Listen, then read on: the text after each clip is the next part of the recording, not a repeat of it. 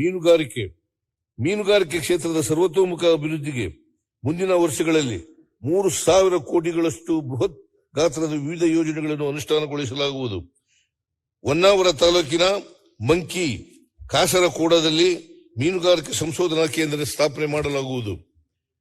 ಭದ್ರಾವತಿಯಲ್ಲಿ ಅತ್ಯಾಧುನಿಕ ಮೀನು ಮಾರುಕಟ್ಟೆ ಸ್ಥಾಪನೆ, ಅಕ್ವಾ ಪಾರ್ಕ್ಗಳ ಸ್ಥಾಪನೆ, ಭಟ್ಕಳ ತಾಲೂಕಿನ ಮುರುಡೇಶ್ವರದಲ್ಲಿ ಸುಸಜ್ಜಿತ ಮೀನುಗಾರಿಕೆ ಹೊರಬಂದರು ನಿರ್ಮಾಣ, ವಿಜಯಪುರದಲ್ಲಿ ಆಲ್ಮಟ್ಟಿಯಲ್ಲಿ ಒಳನಾಡು ಮೀನುಗಾರಿಕೆ ಕೌಶಲ್ಯಾಭಿವೃದ್ಧಿ ಕೇಂದ್ರ ಸ್ಥಾಪನೆ, ಮತ್ಸ್ಯ ಆಹಾರೀಕರಣ ಯೋಜನೆಯಡಿ ಮೀನುಗಾರಿಕೆ ನಿಷೇಧದ ಅವಧಿಯಲ್ಲಿ ಕರಾವಳಿಯ ಮೀನುಗಾರರಿಗೆ ನೀಡುತ್ತಿರುವ ಪರಿಹಾರ ಮೊತ್ತದ ರಾಜ್ಯದ ಪಾಲನ್ನು 1,500 ರೂಗಳಿಂದ 3,000 ರೂಗಳಿಗೆ ಹೆಚ್ಚಿಸಲಾಗುವುದು. ಸಮುದ್ರ ಮೀನುಗಾರಿಕೆಗೆ ತೆರಳಿದಾಗ ಅಪಘಾತ ಅಥವಾ ಅನಾರೋಗ್ಯಕ್ಕೆ ಒಳಗಾಗುವ ಮೀನುಗಾರರನ್ನು ತ್ವರಿತವಾಗಿ ದಡಕ್ಕೆ ತರಲು ರಾಜ್ಯದಲ್ಲಿ ಪ್ರಪ್ರಥಮ ಸಮುದ್ರ ಆಂಬ್ಯುಲೆನ್ಸ್ ಅನ್ನು 7 ಕೋಟಿ ರು ವೆಚ್ಚದಲ್ಲಿ ಖರೀದಿಸಲಾಗುವುದು. 2024-25 ಸಾಲಿನಲ್ಲಿ 10,000 ವಸತಿ ರಹಿತ ಮೀನುಗಾರರಿಗೆ ರಾಜ್ಯ ಸರ್ಕಾರದ ವಿವಿಧ ವಸತಿ ಯೋಜನೆಗಳಡಿಯಲ್ಲಿ ಮನೆಗಳನ್ನು ನಿರ್ಮಿಸಲು ಸಹಾಯಧನ ನೀಡಲಾಗುವುದು. ರಾಜ್ಯದಲ್ಲಿ 16 ಮೀನು ಮರಿ ಉತ್ಪಾದನಾ ಕೇಂದ್ರಗಳು ಉನ್ನತೀಕರಣವನ್ನು ನಬಾರ್ಡ್ ಸಹಾಯದೊಂದಿಗೆ 20 ಕೋಟಿ ರು ವೆಚ್ಚದಲ್ಲಿ ಕೈಗೊಳ್ಳಲಾಗುವುದು. ಚಿತ್ರದುರ್ಗ, ಹೊಳಲ್ಕೆರೆ ಮತ್ತು ಹೊಸದುರ್ಗ ತಾಲೂಕುಗಳ ಗಣಿ ಬಾಧಿತ ಪ್ರದೇಶದಲ್ಲಿ ಮೀನುಗಾರಿಕೆಯನ್ನು ಕೈಗೊಳ್ಳಲು 6 ಕೋಟಿ ರು ವೆಚ್ಚ ಮಾಡಲಾಗುವುದು. ಸಹಕಾರ, ಗ್ರಾಮೀಣ ಆರ್ಥಿಕತೆಯ ಜೀವನಾಡಿಯಾಗಿರುವ ಸಹಕಾರ ವಲಯವನ್ನು ಬಲಪಡಿಸುವುದು ನಮ್ಮ ಸರ್ಕಾರದ ಆದ್ಯತೆಯಾಗಿದೆ ಮತ್ತು ರಾಣಿಬೆನ್ನೂರಲ್ಲಿ 112 ಕೋಟಿ ರು ವೆಚ್ಚದಲ್ಲಿ ನಿರ್ಮಿಸಲಾಗುತ್ತಿರುವ 222 ಎಕರೆ ಮೆಗಾ ಮಾರುಕಟ್ಟೆ ಪ್ರಾಂಗಣದಲ್ಲಿ ಒಣಮೆಣಸಿನಕಾಯಿ ಮಾರುಕಟ್ಟೆಯನ್ನು ಪ್ರಾರಂಭಿಸಲಾಗುವುದು.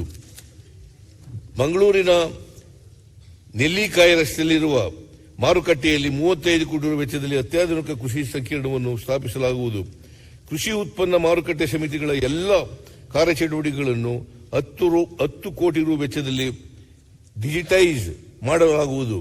ಬೆಂಗಳೂರಿನ ದಾಸನಪುರ, ಮೈಸೂರು, ಹುಬ್ಬಳ್ಳಿ, ಬಳ್ಳಾರಿ, ಕೋಲಾರ, ಚಿಕ್ಕಬಳ್ಳಾಪುರ ಹಾಗೂ ಬೆಳಗಾವಿಯ ಮಾರುಕಟ್ಟೆಗಳಲ್ಲಿ ಸಾರ್ವಜನಿಕ ಖಾಸಗಿ ಸಹಭಾಗಿತ್ವದಲ್ಲಿ ಬಯೋ ಸಿಎನ್ಜಿ ಪ್ಲಾಂಟ್ ಸ್ಥಾಪಿಸುವ ಮೂಲಕ ಶೂನ್ಯ ತ್ಯಾಜ್ಯ ತರಕಾರಿ ಮಾರುಕಟ್ಟೆಗಳನ್ನಾಗಿ ಪರಿವರ್ತಿಸಲಾಗುವುದು. ಎಪಿಎಂಸಿಗಳಲ್ಲಿ ವಿದ್ಯುತ್ ಚಾಲಿತ ವಾಹನ ಕೇಂದ್ರಗಳನ್ನು ಹಾಗೂ ಪೆಟ್ರೋಲ್ ಬಂಕ್ಗಳನ್ನು ಪಿಪಿಪಿ ಮಾದರಿಯಲ್ಲಿ ಸ್ಥಾಪಿಸಲು ಒತ್ತು ನೀಡಲಾಗುವುದು. ಎಪಿಎಂಸಿಗಳನ್ನು ಬಲಪಡಿಸುವ ಮೂಲಕ ರೈತರಿಗೆ ತಮ್ಮ ಬೆಳೆಗಳಿಗೆ ಉತ್ತಮ ಆದಾಯ ಗಳಿಸಲು ನೆರವಾಗಲು ಈ ಕೆಳಕಂಡ ಕ್ರಮಗಳನ್ನು ಪ್ರಸ್ತಾಪಿಸಲಾಗಿದೆ. ರೈತ ವಿರೋಧಿ ಎಪಿಎಂಸಿ ತಿದ್ದುಪಡಿ ಕಾಯ್ದೆಯನ್ನು ಹಿಂಪಡೆಯುವ ವಿಧೇಯಕಕ್ಕೆ ವಿಧಾನಸಭೆಯ ಅಂಗೀಕಾರ ಪಡೆಯಲಾಗಿದ್ದು ವಿಧಾನ ಪರಿಷತ್ನಲ್ಲಿ ಸದನ ಸಮಿತಿಯ ಪರಿಶೀಲನೆಗೆ ಒಪ್ಪಿಸಲಾಗಿದೆ. ಸದರಿ ವಿಧೇಯಕಕ್ಕೆ ಶೀಘ್ರದಲ್ಲಿಯೇ ಅಂಗೀಕಾರ ಪಡೆಯಲು ಕ್ರಮ ವಹಿಸಲಾಗುವುದು.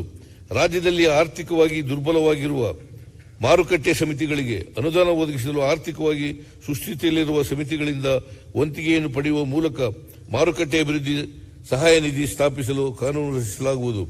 ಬೆಂಬಲ ಬೆಲೆ ಯೋಜನೆ ಜಾರಿಗೆ ಶಾಸನಾತ್ಮಕ ಬೆಂಬಲ ನೀಡಲು ಕ್ರಮ ವಹಿಸಲಾಗುವುದು. ರಾಜ್ಯದಲ್ಲಿ ಕಬ್ಬು ಬೆಳೆಗಾರರ ಹಿತ ಕಾಯಲು ಮತ್ತು ತೂಕದಲ್ಲಾಗುವ ಮೋಸ ತಡೆಗಟ್ಟಲು ಎಲ್ಲ ಸರ್ಕಾರಿ ಕಾರ್ಖಾನೆಗಳ ಬಳಿ ವೇಯ್ಬ್ರಿಡ್ಜ್ ಗಳನ್ನು ಎಪಿಎಂಸಿಗಳ ಮೂಲಕ ಸ್ಥಾಪಿಸಲಾಗುವುದು. ಕರ್ನಾಟಕ ಉಗ್ರಾಣ ನಿಗಮವು ತೀವ್ರ ಹಣಕಾಸು ಹಾಗೂ ಆಡಳಿತಾತ್ಮಕ ಬಿಕ್ಕಟ್ಟು ಎದುರಿಸುತ್ತಿದ್ದು, ನಾವು ಅಧಿಕಾರಕ್ಕೆ ಬಂದ ನಂತರ 4.54 ಲಕ್ಷ ಮೆಟ್ರಿಕ್ ಟನ್ ಸಾಮರ್ಥ್ಯದ 76 ಗೋದಾಮುಗಳ ನಿರ್ಮಾಣ ಪೂರ್ಣಗೊಳಿಸಲು 376 ಕೋಟಿ ರುಗಳ ವಿಶೇಷ ಪ್ಯಾಕೇಜ್ ಅನ್ನು ನೀಡಲಾಗಿದೆ. ಕರ್ನಾಟಕ ರಾಜ್ಯ ಉಗ್ರಾಣ ನಿಗಮದಲ್ಲಿ ಬಳಕೆಯಾಗದೇ ಇರುವ ಉಗ್ರಾಣಗಳ ಸಾಮರ್ಥ್ಯ ಬಳಸಿ ಪಿಪಿಪಿ ಮಾದರಿಯಲ್ಲಿ ಶೀತಲ ಗೃಹಗಳನ್ನು ಸ್ಥಾಪಿಸಲಾಗುವುದು. ಜಿ ಕನ್ನಡ ನ್ಯೂಸ್ ಈಗ ನಿಮ್ಮ ಮನೆಯಲ್ಲೇ ನೋಡಿ. ಎಲ್ಲ ಕೇಬಲ್ಗಳಲ್ಲಿ ಈಗ ಲಭ್ಯ.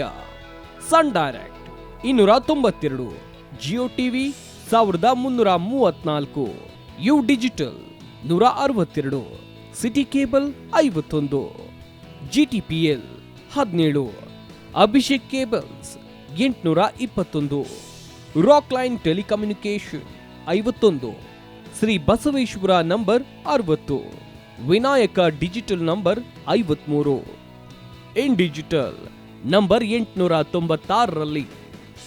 ನಿಮ್ಮಿಸ್ತದ ಜಿ ಕನ್ನಡ ನ್ಯೂಸ್ ನೋಡಿ ಆನಂದಿಸಿ.